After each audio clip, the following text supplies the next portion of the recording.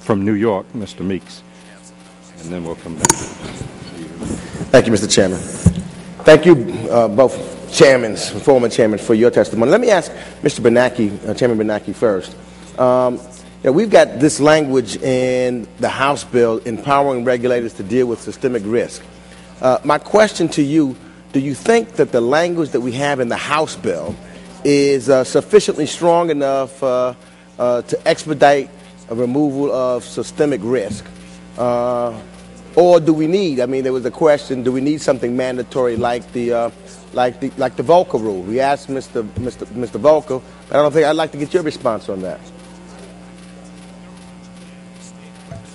I'd like to maybe answer you in writing on that because it's a very complicated bill, and I think the general direction is good, but there are some areas where, we think if we had our preference, we would make some changes. But it's a complicated bill. Well, I'd gladly look and wait for you to give us a response in writing, because I want to see, if you think that you have the authority from what we put in there or don't. Mr. Volcker, I see you. Well, I'll give you a particular example of what I'm concerned about in responsive to the previous comment on the so-called Volcker rule, the prohibition of proprietary trading in hedge funds and equity funds. The House bill has a provision, and it's kind of voluntary. It just turns it over to the regulators and the supervisors.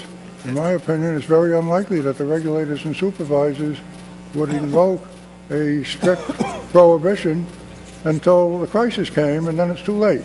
That's why you want it in legislation. And the question is, I guess, part of it, but I'll wait for Mr. Chairman Bernanke's in writing, because one of the things I would be wondering is, would the Volcker rule at least set a floor of which to work from? But I know you said it'd be in writing, so I look forward to hearing that. But let me also ask you, Mr. Chairman Bernanke, if you added up the cumulative working hours at the Fed, could you tell me about what percentage of work is spent on bank oversight, what on consumer protection, what on monetary policy, and what on monitoring systemic risk? Is there any way that you could tell us how much time is spent there? Well, we have separate divisions that work on each of those areas to some extent. We are also doing a lot of cross-disciplinary, multidisciplinary work. And once again, if I could send you data on number of people in each area, that'd be more exact than just taking a guess off the top of my head. That'd be okay. That'd be great. Okay. Mr. Volcker, from your experience when you were chair of the Fed, could you tell me at that time, do you know how the Fed spends the majority of its time? Is it on bank oversight, regulation, or whatever, from your experience? Well, I must say, through history, I think the Federal Reserve activities in this area varied quite a lot, depending upon the leadership in the place. And specifically during my term of office, where we had some big problems, we were fortunate at one point in having an extremely effective head of the supervision area and the regulation area. And I'll tell you, that made a big difference in the effectiveness of the way we went about our work, which I think emphasizes the importance of having effective people on the job and effective leadership in the organization.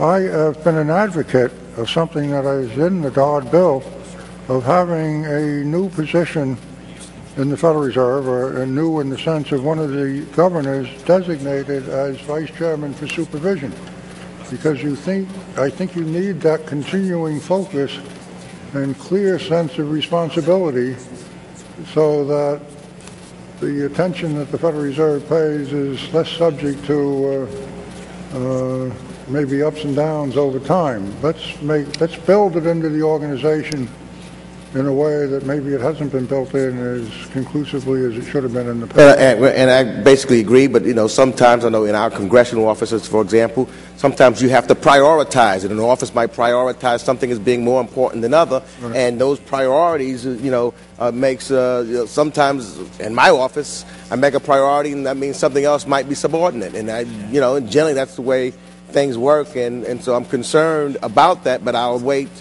see what the chairman sends me back, but I do have some concerns there because that's just what generally people do in offices. I think that's why you need this vice chairman to give continuity. It is his priority by law to pay attention to this and report to the Congress as appropriate and be designated and confirmed on the basis that he has a particular responsibility for overseeing the Federal Reserve's effort in that area. Thank you. Gentleman's time has expired. The gentleman from California, Mr. Royce, is recognized for 5 minutes.